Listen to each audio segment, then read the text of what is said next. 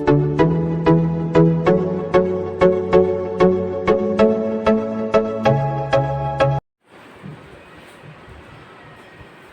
दोस्तों, नमस्कार। मैं विनोद पाटीदार आप सभी का स्वागत करता हूं कैरियर कोचिंग के ऑफिशियल यूट्यूब चैनल पर। ठीक है, तो अभी तक हमने जितने भी लेक्चर्स में डिस्कस करा था उसके आगे हम आज चर्चा करने वाले हैं। आपको मैंने फ्लावर के बारे में बता दिया था, पुष्प के बारे में हमने जानकारी ले ली थी, पुष्प के सारे भागों के बारे में अध्ययन कर लिया था। ठीक है ना। आज हम बात कर रहे हैं उसी के अंदर जो मेन प्रोसेस है लघु बीजाणु जनन की और गुरु बीजाणु जनन की बात करेंगे। लघु बीजाणु जनन, ठीक है ना। तो स्टार्ट करते हैं लघु बीजाणु जनन के बारे में। इस प्रोसेस के थ्रू आपको बहुत सारे क्वेश्चंस क्लियर हो जाएंगे। यहीं पर अगर आप इस प्रोसेस को प्रॉपर तरीके से अगर स्टडी कर लेते हो तो आपके बहुत सारे एग्जाम्स में क्वेश्चंस क्लियर हो जाएंगे, आपको किसी भी प्रकार की प्रॉब्लम्स नहीं आएगी। ठीक है ना। इसका कहने का अर्थ ये है कि हम एक ही क्वेश्चन से बहुत सारे क्वेश्चंस को हम समझ लेंगे। 12वीं बोर्ड एग्जाम्स में आपको यहाँ से अत्यधिक क्वेश्चंस देखने को मिलेंगे। इस प्रोसेस को हम कहते हैं माइक्रोस्पोरोजेनेसिस। क्या कहा जाएगा बेटा? माइक्रोस्पोरोजेनेसिस। यही पढ़ने वाले हैं और बहुत टाइम हो गया है। थोड़ा सा हम पुष्प के बारे में जो पढ़ा था उसके भागों के बारे में, और उसी के अंतर्गत हम इस प्रोसेस को पढ़ेंगे लघु बीजाणु जनन, और इसी को कहते हैं माइक्रोस्पोरोजेनेसिस। लघु बीजाणु जनन एंड माइक्रोस्पोरोजेनेसिस। ठीक है ना। ठीक है, इसको पढ़ने से पहले एक बार और मैं आपको थोड़ा सा नर भाग के बारे में बता देता हूँ पुष्प के अंदर। तो पुष्प के अंदर नर भाग के बारे में अगर हम बात करते हैं तो सबसे ऊपर एक टोपी के समान संरचना, एक थैली नुमा संरचना होती है। उस संरचना को हम कहते हैं परागकोश, या उसी को हम कहते हैं एंथर। क्या कहा जाएगा बेटा? एंथर। और उसी के जस्ट नीचे एक धागे नुमा संरचना होती है। उस धागे नुमा संरचना के द्वारा परागकोश को पुष्पासन से जोड़ा रहता है। किससे जोड़ा रहता है? परागकोश को पुष्पासन से जोड़ा रहता है। अब इसी के अंदर हमारे को ये प्रोसेस पढ़नी है, तो आपको मैं एकदम बेसिक तरीके से बताने जा रहा हूं। आपको 1 बाय 1 एक स्टेप को ध्यान रखना है। ठीक है ना। इस परागकोश के अंदर जैसे ही आप लोग जाओगे तो इसके अंदर आपको 2 कक्ष देखने को मिलेंगे या 2 भाग देखने को मिलेंगे। ठीक है ना। परागकोश के अंदर जैसे ही आप इंटर करोगे आपको 2 भाग देखने को मिलेंगे। दोनों को हम कहते हैं पाली। क्या कहा जाएगा बेटा? पाली, या इसी को हम कहते हैं लोब्स। क्या कहेंगे? लोब्स, या इसी को हम कहेंगे थेका। क्या कहेंगे बेटा? थेका। ठीक है ना। तो हम बात करते हैं परागकोश का जो स्ट्रक्चर होता है या इसकी जो प्रकृति होती है वो द्विपालित होती है। कैसी होती है? द्विपालित। मींस कहने का अर्थ ये है कि इसके अंदर 2 भाग पाए जाएंगे। कितने पाए जाएंगे? 2। या इसी को हम बाइलोब्स कहते हैं, या इसी को हम बाइथेकस कहते हैं। ठीक है ना। और इसके अंदर और हम अंदर जाएंगे, इस दोनों पालियों के अंदर जाएंगे तो हमारे को और 2 भाग मिलेंगे। कितने भाग मिलेंगे बेटा? 2 भाग। ठीक है ना। मतलब प्रत्येक पाली में, एक पाली में 2 भाग रहेंगे जिन्हें 2 कक्ष हम कह सकते हैं। मतलब एक पाली में 2 कक्ष पाए जाएंगे, तो दूसरी पाली में भी कितने कक्ष रहेंगे? 2। और टोटल मिलाकर हमारे पास में कितने कक्ष हो जाएंगे? 4। तो इन 4 कक्षों को मैं यहीं पर आपको नाम बता दे रहा हूं। ठीक है ना। इन 4 कक्षों को हम क्या कहेंगे? तो इन 4 कक्षों को कहा जाता है परागधानी। क्या कहा जाएगा बेटा? परागधानी, या इसी को हम कहते हैं लघु बीजाणुधानी। क्या कहा जाएगा? लघु बीजाणुधानी, या इसी को हम कहते हैं पोलेन सेक। क्या कहेंगे बेटा? पोलेन सेक, या इसी को हम कहेंगे पोलेन चेंबर। क्या कहेंगे? Pollen chamber. ठीक है ना। क्लियर हो रहा है हमारे को? प्रोसेस पढ़ने जा रहे हैं, एक एक पॉइंट को आप, एक एक स्टेप को पूरी प्रोसेस तरीके से, प्रॉपर तरीके से आप देखेंगे, जिससे कि आपके बहुत सारे क्वेश्चंस क्लियर हो जाएंगे। बात को समझने की कोशिश करें। ये पुष्प का नर भाग होता है। कौन सा भाग होता है? पुष्प का नर भाग। और इसके अंदर मुख्य रूप से 2 भाग होते हैं, एक होता है परागकोश और एक होता है पुतंतु। ठीक है ना। परागकोश को हम कहते हैं एंथर, और नीचे एक धागे नुमा संरचना, उसी को हम कहते हैं पुतंतु या फिलामेंट। चलो ठीक है ना, ये भागों के बारे में बता दिया। अब इसी के अंदर ये जो पोलन चेम्बर है या लघु बीजाणुधानी है, इसी के अंदर बनने वाले हैं परागकण। क्या बनने वाले हैं? परागकण। तो परागकण से पहले बनते हैं लघु बीजाणु। क्या बनते हैं? लघु बीजाणु। और उसी लघु बीजाणु बनने की प्रक्रिया को ही हम क्या कहेंगे? लघु बीजाणु जनन। क्या कहेंगे? लघु बीजाणु जनन। ठीक है, तो बेटा हम आगे बढ़ रहे हैं, प्रॉपर तरीके से समझते जाएं। हम बात कर रहे हैं, सबसे पहले स्टार्ट कर रहे हैं, एक एक पॉइंट बताया जाएगा। सबसे पहले हम पुष्प के अंदर जाते हैं तो आपको देखने को मिलते हैं पुमंग। क्या देखने को मिलते हैं बेटा? पुमंग। पुमंग के अंदर जैसे ही मतलब हम बात कर रहे हैं कि ये पुमंग जिसको बोलते हैं, मैंने आपको बताया था कि पुमंग मतलब कि बहुत सारे नर भाग हो जाते हैं तो उसको हम कहते हैं पुमंग। और इसकी एक इकाई को हम कहते हैं पुंकेसर। क्या कहेंगे बेटा? पुंकेसर। ठीक है ना, एक इकाई को क्या कहेंगे? पुंकेसर। अब पुंकेसर में आपको कितने भाग देखने को मिलेंगे? 2। तो एक होता है पूतंतु। क्या होता है बेटा? पूतंतु। और दूसरा भाग होता है परागकोश। क्या होता है? परागकोश। ठीक है ना। चलो, 2 भाग होते हैं। ये पुमंग, सम्मिलित रूप से सभी मेल या नर भाग को हम पुमंग कहते हैं। और इसकी एकलक इकाई या एक इकाई को हम कहते हैं पुंकेसर। और पुंकेसर में 2 भाग होते हैं, एक होता है पूतंतु और एक होता है परागकोश। ठीक है, आगे बढ़े।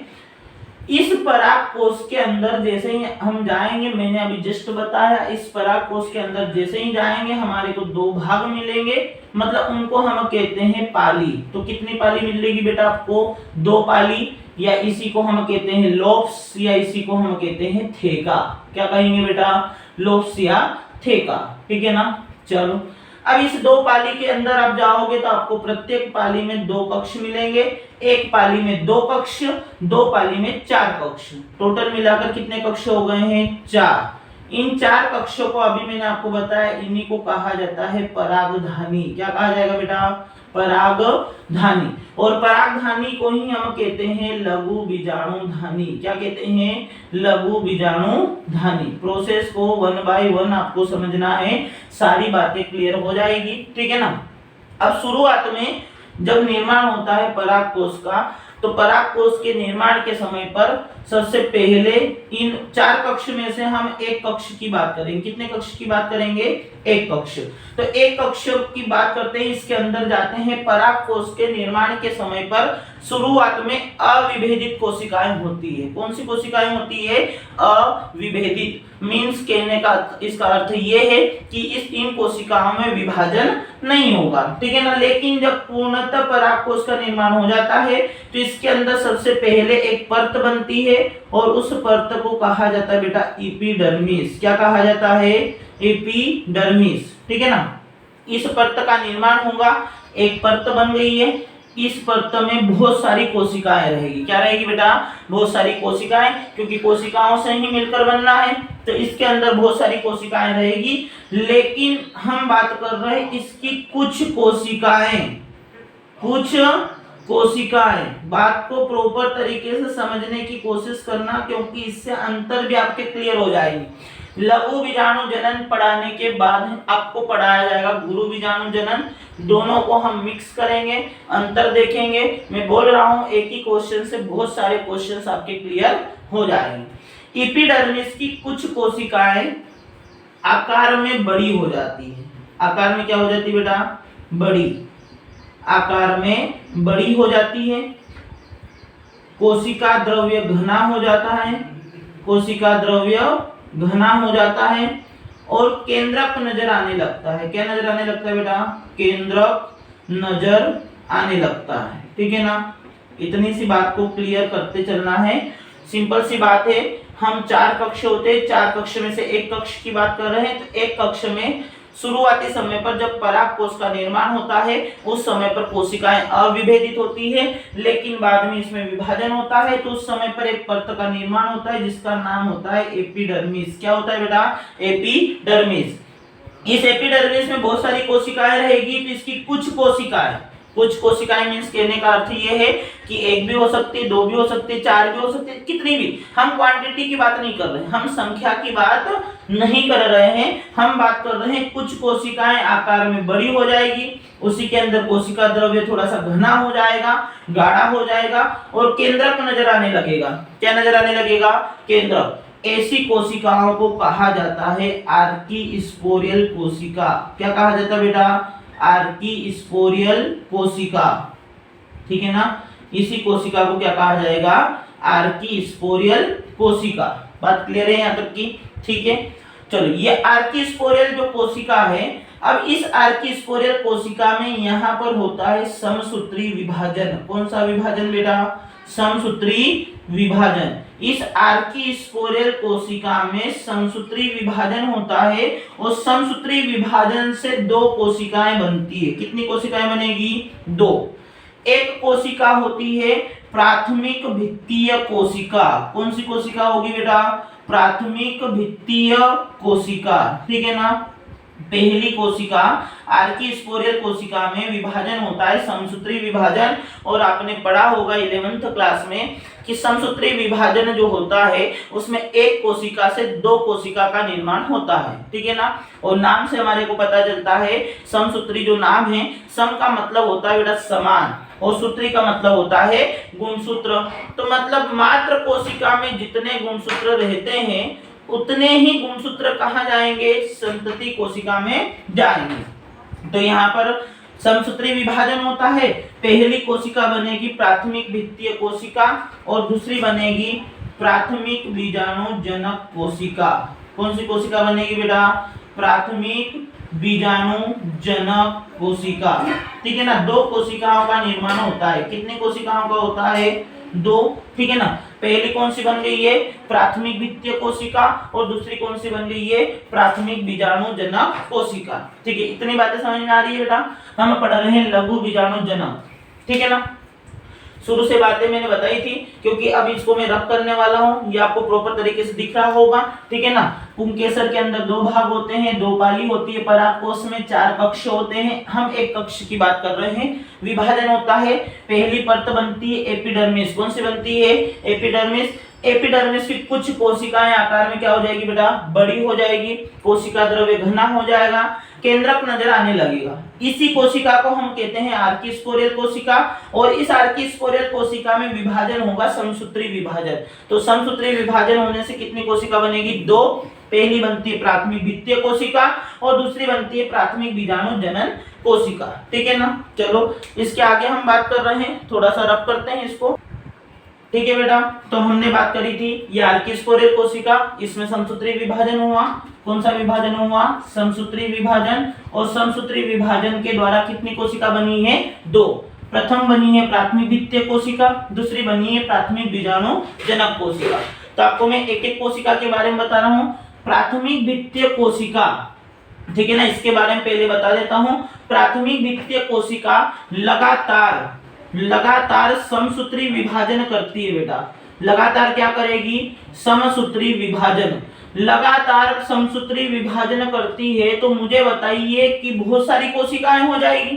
ठीक है ना? लगातार समसूत्री विभाजन करती है तो बहुत सारी कोशिकाएं हो जाती है, और बहुत सारी कोशिकाओं से निर्माण होता है परतों का। किसका निर्माण होता है बेटा?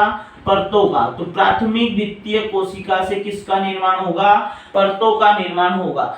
एक परत हम पढ़कर आए थे जिसको हम कहते हैं एपिडर्मिस। क्या कहते हैं? एपिडर्मिस। दूसरी परत यहाँ से दूसरी, तीसरी और चौथी। इससे आपको पता चलेगा कि परागकोश के अंदर बेटा कितनी परत होती है? चार। कितनी परत होती है? चार। ठीक है ना? तो अब यहाँ पर देखो, सबसे पहली जो यहाँ पर पहली तो एपिडर्मिस बन गई थी, दूसरी परत जो बनती है वो बनती है बेटा एंडोथीसियम। कौन सी बनती है? एंडोथीसियम। ठीक है ना? दूसरी परत का निर्माण होता है एंडोथीसियम, और ये जो परत होती है ना बेटा 2 से 3 कोशिकीय परत होती है। कौन सी परत होती है? 2 से 3 कोशिकीय परत। ठीक है ना? बात समझ में आ रही है बेटा? 2 से 3 कोशिकीय परत कहने का अर्थ क्या है कि एक परत में 2 से 3 कोशिका नहीं है। हम बात कर रहे हैं कि जैसे ये एक परत है, इस परत में बहुत सारी कोशिकाएं हैं, तो ऐसे ही एक दूसरी परत रहेगी। इसको हम कहते हैं 2 से 3 कोशिकीय परत। क्या कहते हैं बेटा? 2 से 3 कोशिकीय परत। मतलब कि बहुत सारी कोशिकाएं तो बहुत सारी रहेगी, लेकिन परत कितनी हो जाएगी? 2 से 3 कोशिकीय, मतलब 3 परत हो जाएगी, ठीक है ना। तो एंडोथीसियम होती है। तीसरी बेटा यहाँ पर बनती है मध्य त्वचा। कौन सी त्वचा बनेगी? मध्य त्वचा, ठीक है ना। पहली कौन सी थी? एपिडर्मिस। दूसरी कौन सी थी? एंडोथीसियम। और तीसरी कौन सी है बेटा? मध्य त्वचा। तो ये जो रहती है ना, ये बेटा रहती है 1 से 3 कोशिकीय परत। क्या रहती है? 1 से 3 कोशिकीय परत, ठीक है ना। चौथी मोस्ट इंपोर्टेंट जो परत है वो बनती है बेटा टेपिटम। क्या बनती है? टेपिटम, ठीक है ना। और आपसे बार बार 2 नंबर में क्वेश्चन पूछा जाता है कि बताइए टेपिटम के कार्य क्या होते हैं। टेपिटम के कार्य लिखिए 2 नंबर में। अभी आपको मैं जस्ट बताऊंगा कि टेपिटम के कार्य क्या होते हैं। तो ये पहली कोशिका से इतना कार्य हो जाता है, हमने बात करी है, ठीक है ना। लगातार समसूत्री विभाजन करती है। कौन करती है? प्राथमिक द्वितीय कोशिका, ठीक है ना। और जिससे किसका निर्माण होता है बेटा? परतों का। किसका निर्माण होता है? परतों का निर्माण होता है। और पहली परत हम पढ़कर आए थे, कौन सी थी बेटा? वो थी एपिडर्मिस। दूसरी कौन सी हो जाएगी? एंडोथीसियम। तीसरी कौन सी हो जाएगी? मध्य त्वचा। और चौथी कौन सी हो जाएगी? टेपिटम। तो परागकोश के अंदर कितनी परतें होती है? 4। चलो इधर बात करते हैं। दूसरी कोशिका हमारी बची हुई है जिसे कहा जाता है प्राथमिक बीजाणु जनक कोशिका। इस प्राथमिक बीजाणु जनक कोशिका में विभाजन होता है। और विभाजन कौन सा होगा बेटा? अर्धसूत्री विभाजन। लेकिन अर्धसूत्री विभाजन प्रथम होता है। कौन सा होता है बेटा? प्रथम। सर ये प्रथम क्या है? मैं आपको यहाँ पर बता दूं कि अर्धसूत्री विभाजन जो होता है ना बेटा, 2 अवस्थाओं में होता है। हम अर्धसूत्री को कहते हैं मियोसिस। क्या कहते हैं? मियोसिस। मियोसिस 2 प्रकार से होता है। एक होता है मियोसिस फर्स्ट और सेकेंड होता है मियोसिस सेकेंड, ठीक है ना। 2 टाइप से होता है। इसमें हमारे प्रॉपर तरीके से पढ़ना लेता है। लेकिन मियोसिस सेकेंड जो होता है वो सेम टू सेम समसूत्री के समान होता है। किसके समान होता है? समसूत्री के। और यहीं पर बातें भी बता दे रहा हूं आपको कि जैसे देख लो यहाँ पर एक कोशिका है। एक कोशिका से जब 2 कोशिका बनती है, यहाँ पर गुणसूत्रों की संख्या मान लो डिप्लॉइड है, द्विगुणित है, तो यहाँ पर गुणसूत्रों की संख्या हो जाती है आधी। क्या हो जाती है? आधी। अर्धसूत्री का मतलब ही होता है, अर्ध का मतलब होता है बेटा आधा, और सूत्री का मतलब होता है गुणसूत्र। मतलब मात्र कोशिका में जितने गुणसूत्र रहते हैं उससे आधे गुणसूत्र कहाँ जाएंगे? संतति। कहाँ जाएंगे बेटा? संतति कोशिका में। तो यहाँ पर एक कोशिका से 4 कोशिका बनती है। कितनी बनती है? एक कोशिका से 4। मात्र कोशिका में गुणसूत्र है द्विगुणित, उससे आधी संख्या होती है अगुणित। क्या होती है? अगुणित। और अगुणित को बेटा हम दर्शाते हैं n से। अब ये वाली जो प्रोसेस हुई है वो हुई है मियोसिस फर्स्ट। क्या हुआ है बेटा? मियोसिस फर्स्ट, ठीक है ना। मियोसिस फर्स्ट में इतनी बात हो जाती है। उसके बाद आता है बेटा सेकेंड मियोसिस सेकेंड, ठीक है ना। अब मियोसिस सेकेंड में सिंपल सी बात है, हमने बात करी शुरू में कि 1 से कितने प्राप्त होती है? 4। और मियोसिस सेकेंड अभी बात करी थी, मतलब अर्धसूत्री विभाजन द्वितीय सेकेंड। तो इसमें ये सेम टू सेम समसूत्री के समान होता है। और समसूत्री मतलब कि मात्र कोशिका में जितने गुणसूत्र रहते हैं उतने ही कहां जाएंगे? संतति कोशिका में। अब मात्र कोशिका में कितने हैं? n। तो संतति कोशिका में जाहिर सी बात है बेटा कितने जाएंगे? n ही जाएंगे। यहाँ पर भी कितने जाएंगे? n, ठीक है ना। तो ये हो जाता है मियोसिस सेकेंड। कौन सा हो जाता है बेटा? मियोसिस सेकेंड, ठीक है। आगे बात करते हैं। प्राथमिक बीजाणु जनक कोशिका में अर्धसूत्री विभाजन प्रथम होता है तो एक कोशिका बनती है जिसे हम कहते हैं लघु बीजाणु मात्र कोशिका। क्या कहा जाएगा बेटा? लघु बीजाणु मात्र कोशिका। लघु बीजाणु मात्र कोशिका, ठीक है ना। अब सीधी सी बात यहाँ पर एक और बात बता दे रहा हूं आपको। ये आर्कीस्पोरियल कोशिका कैसी थी बेटा? द्विगुणित। कैसी थी? द्विगुणित। इसमें समसूत्री विभाजन हुआ, ये भी कैसी रहेगी? द्विगुणित, ठीक है ना। और ये भी कैसी रहेगी? द्विगुणित, ठीक है ना। लेकिन यहाँ पर अर्धसूत्री विभाजन प्रथम हो गया है तो द्विगुणित से क्या हो जाएगी? अगुणित। मतलब लघु बीजाणु मात्र कोशिका कैसी कोशिका रहेगी? अगुणित कोशिका रहेगी। आपसे 2 क्वेश्चन पूछे जा सकते हैं मैं बता दूं, आपसे बोल दिया जाए कि लघु बीजाणु जनन की प्रथम अगुणित कोशिका कौन सी कोशिका होती है? लघु बीजाणु जनन की प्रथम अगुणित कोशिका कौन सी कोशिका होती है? तो वो होती है लघु बीजाणु मात्र कोशिका। कौन सी कोशिका होती है बेटा? लघु बीजाणु मात्र कोशिका, ठीक है ना। या फिर एक और क्वेश्चन पूछ ले आपसे कि लघु बीजाणु जनन में अंतिम द्विगुणित कोशिका कौन सी होती है? तो आप बताएंगे कि लघु बीजाणु जनन में अंतिम द्विगुणित कोशिका होती है प्राथमिक बीजाणु जनन कोशिका, ठीक है ना। अब इस लघु बीजाणु मात्र कोशिका में और विभाजन होता है और वो होता है अर्धसूत्री विभाजन सेकेंड। कौन सा होता है बेटा? अर्धसूत्री विभाजन सेकेंड। तो अब अर्धसूत्री विभाजन सेकंड होगा तो यहाँ पर आपको पता है हम ये एक कोशिका लेकर आ रहे थे, तो ये कितनी हो जाएगी? 2। और फिर यहाँ पर प्राप्त होते हैं लघु बीजाणु। क्या प्राप्त होते हैं बेटा? लघु बीजाणु। और कितने लघु बीजाणु? 4 लघु बीजाणु। और ये होते हैं बेटा अगुणित। कैसे होते हैं? अगुणित, मतलब कि n होंगे। कैसे होंगे? n, ठीक है ना। मतलब हम अगुणित को किससे दर्शाते हैं? n से। 4 लघु बीजाणु प्राप्त हो गए, मतलब इसी प्रोसेस को हम कहते हैं लघु बीजाणु जनन। क्या कहते हैं? लघु बीजाणु जनन। लेकिन और सुनो, ये लघु बीजाणु, चारों लघु बीजाणु एक रेखीय आकृति में जम जाते हैं। किस में जम जाते हैं? रेखीय आकृति में। तो इसे कहा जाता है रेखीय चतुष्क आकृति। क्या कहा जाता है बेटा? रेखीय चतुष्क आकृति, ठीक है ना। रेखीय चतुष्क आकृति। आगे बात करते हैं, इसमें से एक लघु बीजाणु को हम निकाल लें। ये बेटा अभी लघु बीजाणु है, ये वाली संरचना क्या है? लघु बीजाणु। अभी परागकण नहीं बना है। क्या नहीं बना है बेटा? परागकण। और सुनो, मैंने आपको बोला था कि टेपिटम के बारे में आपसे क्वेश्चन पूछा जाता है कि टेपिटम के कार्य बताइए 2 नंबर में। तो टेपिटम का सबसे पहला कार्य रहता है बेटा, टेपिटम का सबसे पहला कार्य रहता है लघु बीजाणु को पोषण देना। किसको पोषण देना? लघु बीजाणु को पोषण देना। दूसरा इसका कार्य होता है लघु बीजाणु के चारों तरफ एक आवरण बनाना। मतलब हम बोल सकते हैं कि परागकण के बाह्य चोल का निर्माण करना। परागकण की सबसे बाह्य परत का निर्माण करना किसका कार्य होता है बेटा? टेपिटम का। किसका होता है? टेपिटम का। तो यहां से बात कर लेते हैं, ये टेपिटम क्या करेगी? पोषण देगी। क्या देगी? पोषण। किसे पोषण देगी? लघु बीजाणु को। किसको देगी? लघु बीजाणु को। तो ये टेपिटम की कोशिकाएं क्या हो जाती है बेटा? टूट जाती है। टेपिटम की कोशिकाएं क्या हो जाएगी? टूट जाती है। यहाँ पर पूरी बात लिखने आपको समझ में आ जाएगी। टेपिटम की कोशिकाएं टूट जाती है। क्या हो जाती है बेटा? टूट जाती है, ठीक है ना। तो टेपिटम की कोशिकाएं टूट जाती है। तो इस टूटी हुई टेपिटम की कोशिका को, मैं पूरी बात लिख रहा हूं, टूटी हुई टेपिटम की कोशिका, टूटी हुई टेपिटम की कोशिका, इसको कहते हैं बेटा युविष्यकाय। क्या कहते हैं? युविष्यकाय, ठीक है ना। इसे क्या कहा जाएगा? युविष्यकाय। टूटी हुई टेपिटम की कोशिका को हम युविष्यकाय कहते हैं। और ये युविष्यकाय बेटा बना होता है स्पोरोपोलेलिन का। किसका बना होता है? स्पोरोपोलेलिन का।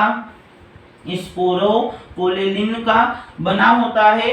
और ये स्पोरोपोलेलिन क्या होता है? तो एक प्रकार का स्टेरॉइड है बेटा। क्या है? स्टेरॉइड, मतलब वसीय पदार्थ हम बोल सकते हैं, स्टेरॉइड है। इतनी बात आपको समझना है। टेपिटम जस्ट जैसे ही पोषण देगी किसको? लघु बीजाणु को, इसकी कोशिकाएं टूट जाएगी और टूटी हुई टेपिटम की कोशिका को हम कहते हैं युविष्यकाय। और इस ये जो युविष्यकाय है किसका बना रहेगा बेटा? स्पोरोपोलेलिन का। और ये स्पोरोपोलेलिन एक प्रकार का क्या है? स्टेरॉइड। आगे और देखो, ये युविष्यकाय क्या करता है? इस लघु बीजाणु के चारों तरफ मोटा आवरण बनाता है। कौन सा आवरण बनाएगा बेटा? मोटा आवरण, ठीक है ना। मोटा आवरण बनाता है। हम बात कर लेते हैं यहाँ पर, ये लघु बीजाणु इसके चारों तरफ एक मोटा आवरण बना लेगा। तो ये वाली संरचना क्या है? लघु बीजाणु। क्या है, लघु बीजाणु। और इसके चारों तरफ जब मोटा आवरण बन जाता है तो इस संरचना को हम कहते हैं परागकण। क्या कहते हैं बेटा, परागकण, ठीक है ना। अब परागकण का निर्माण हो गया है, किसका निर्माण हो गया है, परागकण का। मतलब मैं सीधी सी बात बोल रहा हूं आपको, लघु बीजाणु के चारों तरफ युविष्यकाय एक आवरण बना लेगा, मोटा आवरण, उसी संरचना को हम क्या कहेंगे, परागकण कहेंगे। क्या कहेंगे, परागकण। अब इस परागकण के अंदर दो आवरण होते हैं, एक होता है अंतःचोल। कौन सा चोल होता है बेटा, अंतःचोल, ठीक है ना। और दूसरा होता है बाह्य चोल। कौन सा चोल होगा, बाह्य चोल, ठीक है। तो ये जो अंतःचोल होता है ये बना होता है मुख्य रूप से ये बना होता है सेल्यूलोज का। किसका बना होता है बेटा, किसका बना होता है, सेल्यूलोज का। और बाह्य चोल है ये बना होता है बेटा स्पोरोपोलिन का। किसका बना होता है, स्पोरोपोलिन का, ठीक है ना। तो आपसे पूछा जाता है क्वेश्चन कि परागकण की सबसे बाह्य परत किससे बनी होती है, तो आपको बताना है बेटा कि स्पोरोपोलिन से बनी होती है। किससे बनी होती है, स्पोरोपोलिन से। और अंतःचोल किससे बनी होती है, सेल्यूलोज से बनी होती है। किससे बनी होती है, सेल्यूलोज। और सहायक में आप ध्यान रखो तो ध्यान रखना पेक्टिन की बनी होती है। किसकी बनी होती है, पेक्टिन। और यहाँ पर भी सहायक में बात करें तो सहायक में बना होता है यहाँ पर क्यूटिन। क्या बना होता है, क्यूटिन, ठीक है ना। तो मुख्य रूप से तो आपको ध्यान रखना है स्पोरोपोलिन की बनी होती है। किसकी बनी होती है, स्पोरो। ये प्रोसेस पूरी बेटा आपको समझ में आई है। इसी प्रोसेस से बहुत सारे क्वेश्चंस आपके क्लियर एक साथ में ही हो जाएंगे। आपको प्रोसेस पूरी पता चलेगी, आपको लघु बीजाणु जनन की प्रक्रिया भी आ जाएगी, ठीक है ना। उसके बाद टेपिटम के कार्य, उसके बाद आप यहाँ पर बात करो तो परागकोश की संरचना, ये सारे क्वेश्चन, इसमें डिफरेंस, लघु बीजाणु जनन और गुरु बीजाणु जनन में अंतर, बहुत सारे क्वेश्चन आपके यहाँ से क्लियर हो जाएंगे, ठीक है बेटा। ये सारी प्रोसेस हो गई है, ये हमारी लघु बीजाणु जनन की प्रक्रिया हो गई है, ठीक है ना। इसको एक बार बढ़िया तरीके से देख ले, आपको सारी प्रोसेस याद हो जाएगी, ठीक है ना। चलो आज का सेशन हम यहीं पर कंप्लीट करते हैं। Okay, bye.